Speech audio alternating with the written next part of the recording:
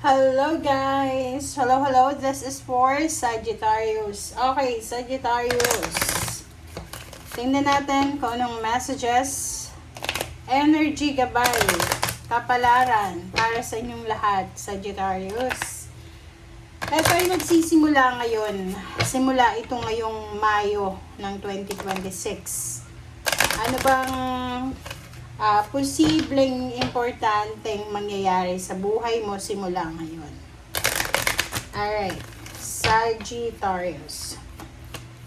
Kumuha tayo dito ng 4 or 5 cards. So, let's check. Number 22, official person, Sagittarius. Officially, wow. 3322, this is a spiritual message for you na may balanse. Whatever man na iniisip mo. Okay. Next is main male. Ikaw ba ay lalaki? So, kung lalaki ka, yan ay para sa'yo, yung message na yan. Wow, there's a gift. 17, 8, pera. Alright, so kung makikita mo dito, focus yung message na to sa lalaki na Sagittarius. Kung babae ka, pwedeng makaresonate ka din. Wow! Okay, so let's verify. Let's check. Okay, number 22, number 33, number 1, number 17, which is number 8, number 27, 9, 6, 4. So, kung makikita mo, 1, 2, 3, 4, sobrang balanced number siya. Okay? Officially, siguro may mga medyo inaalala ka na promotion or salary increase, renewal of contract, or kung ano man siya. Simula ngayong Mayo, Sagittarius, may magbabago officially. Officially, pwedeng kung ano man yan na concern mo sa buhay, like marami kang iniisip sa buhay, ay posibleng masettle na yan. Maayos na yan, officially. Another is, kung ikaw ay isang Sagittarius na nag-aalala ka para sa mga papeles, dokumento, government paper siya, na kailangan mong ayusin. Like for example, birth certificate, NBI clearance, ano ba, whatever man government papers na kailangan mong ayusin. Simula ngayong Mayo, kailangan mo na siyang ayusin as soon as possible. Okay? Sinasabi din ng bara sa'yo dito, especially yung mga Sagittarius dyan na sobrang hard worker, diba? Yung masyadong masipag, nagtatrabaho sa gabi, sa umaga, pag weekend may mga part-time pa kayo. Sinasabi ng barasa nyo dito na simula ngayong Mayo, kung ipagpapatuloy mo daw kung anong ginagawa mo sa ngayon, Sagittarius, posibleng makatanggap ka ng isang regalo. It's either a bonus, a payment, an additional payment, mga freebies from someone na unexpected siya. Okay, so like for example, because of your hard work, because of your diligence mo, posibleng makatanggap ka ng mga unexpected na windfall ng pera. Okay, there's a windfall of money, unexpected, na posibleng darating sa'yo in forms of like job offer, or pera talaga, or pagkain, or libreng tirahan, libreng pagkain, libreng sasakyan. Basta marami kang blessings, financial blessings na posibleng matanggap sa buhay mo simula ngayon na Mayo. Okay? So, sinasabi ng bara sa'yo, especially kung marami kang iniisip, like nag-iisip ka kung ano ba yung posibleng mangyayari sa'yo sa future. Ito, sinasabi ng bara sa'yo dito, Sagittarius, na wala kang dapat na alalahanin. Hindi ka dapat nag-aalala kung ano ang mangyayari sa'yo sa future. Alright? So, let's verify.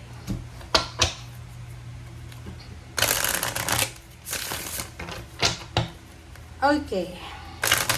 Financial health, offer, job offer, partnership, collaboration. Basta may mga tao dyan na willing kang tulungan. Okay.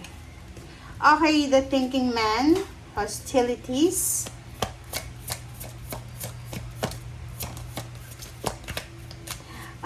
Mag-iingat ka lang, Sagittarius, especially kung ikaw isang empleyado, okay? Naka-reverse yung ano mo, reverse yung lahat eh. All tied up, the thinking man and hostilities, reverse siya.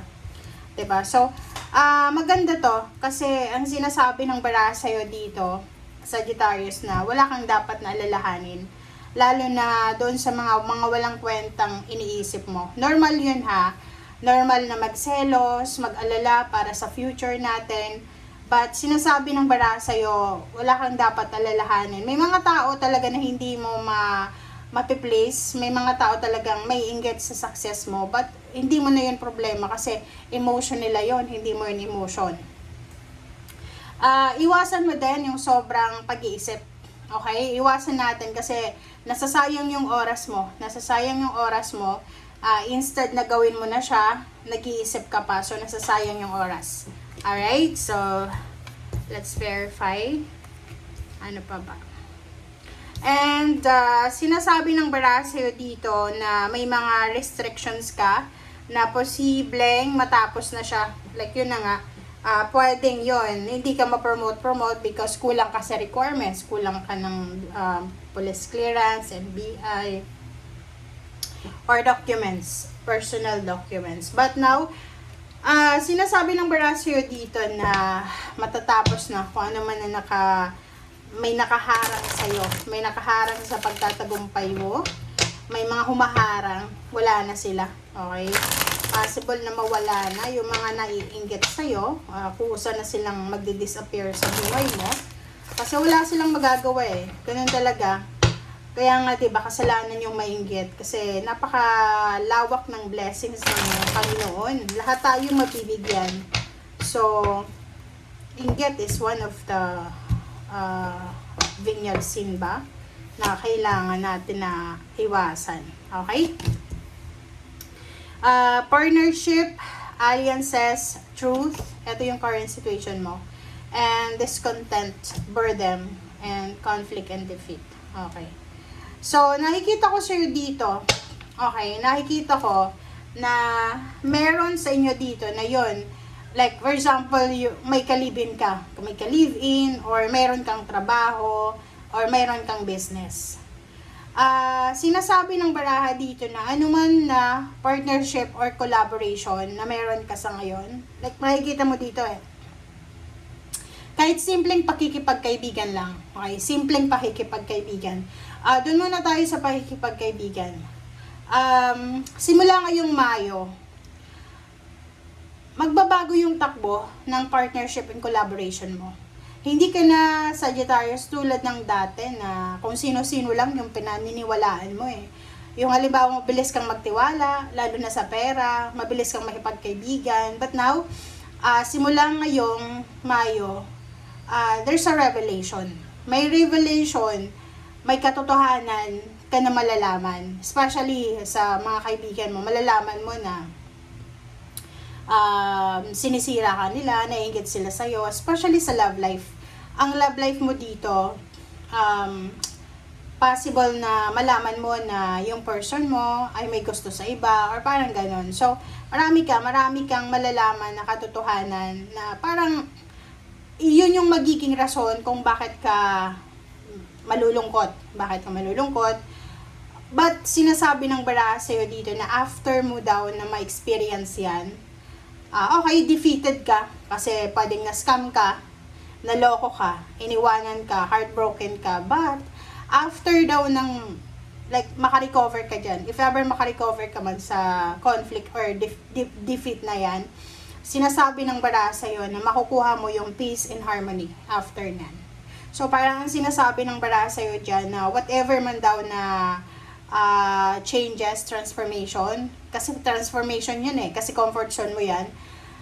Ano man ang pagbabago na darating sa buhay mo, buhay pinansyal, emosyonal, or physical, mahirap tanggapin, pero kailangan mo magtiwala. Okay, magtiwala ka. Kasi Alam mo ba na ang Panginoon, aalisin ka talaga niya sa isang sitwasyon na alam niya na ikakapahamak mo. Pakiramdam mo, hindi ka mahal ng Panginoon kasi inalis niya yung love life mo, inalis niya yung trabaho mo, pero hindi mo alam na yung ginawa pala yan na yun sa'yo is hindi yun para parusahan ka. Yun ay para iligtas ka. Okay? So, yun.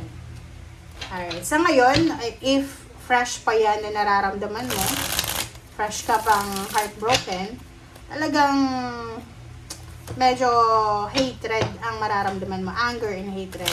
But after mong makarecover, yun na nga, sabi ng baraha, na marirealize mo na, kaya pala nangyari yun. Kasi kailangan akong makaalis sa toxic na yun.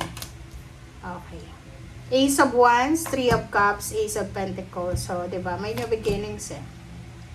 Seven of Wands and Three of Swords.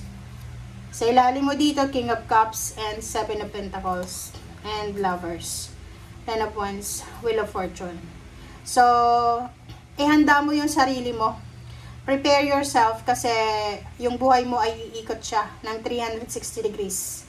Okay? Yung parang magbabago yung takbo ng buhay mo na parang confused ka. Hindi mo alam saan ba nanggagaling yung pagbabagong ito. Saan ba papunta to? Parang yun yung mga question mo. But, sinasabi ng baraha sa'yo dito na lahat daw ng sacrifices mo, lahat ng pagod, puyat, sacrifices mo, ay magdadala yan sa'yo ng sobra-sobrang kapayapaan. Lalo na sa pera and the love life. So, kung ano man na sinasacrifice mo sa ngayon, mapapera man yan, mapa-love life man yan, walang masasayang na sacrifice. Okay? Okay, Ace of Wands and Ace of Pentacles and Three of Cups. So, sinasabi ng baraha sa'yo na this is for the future. Meron ditong Sagittarius na sobra-sobra kang magiging excited, inspired, motivated, dahil posibleng ikaw ay nakahanap ng trabaho na talagang para sa'yo, na-promote ka, nakuha mo yung promotion na gusto mo, nakuha mo yung sweldo na gusto mo, nagsasaya ka, okay? Nakikita ko yung celebration eh. So, magse-celebrate ka in the near future kasi nakuha mo yung financial freedom and success na matagal mong tinatrabaho. And sinasabi ng baraha sa'yo dito na in the near future, whatever man na blessings ang darating sa'yo, make sure daw na bantayan mo. Kumbaga, alagaan mo ang blessings na magkakaroon ka. Kasi nandito yung Seven of Wands at Three of Swords. Maging matalino ka na daw sa future. Maging matalino ka na, kumbaga, kung ano man ang mga panluloko na ginawa sa'yo sa past, niloko ka sa pera, niloko ka sa trabaho, negosyo, or whatever man, sana may natutunan ka. Sana may lesson learned ka doon. And i-apply mo siya para proteksyonan kung ano yung blessings sa paparating sa'yo. Kasi alam mo ba, may mga zodiac sign, especially water sign, Pisces, Scorpion, Cancer. Sila yung zodiac sign na paulit-ulit yung mga nangyayari sa buhay nila. Paulit-ulit. Kasi sila emotional, sensitive sila. So, paulit-ulit. Masaya sila, and after, magkakaroon ng problema, tapos same problem naman. Parang wala silang natututunan. So, since you're fire sign, iba ka. Kasi yung fire sign, normally, especially yung Leo and Aries, and even some of you na Sagittarius, pag mayroon talaga kayong lesson na nakukuha, hindi nyo na inuulit.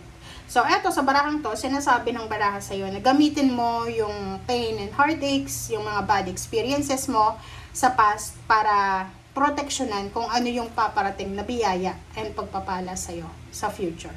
Okay? So, thank you guys for watching. Bye!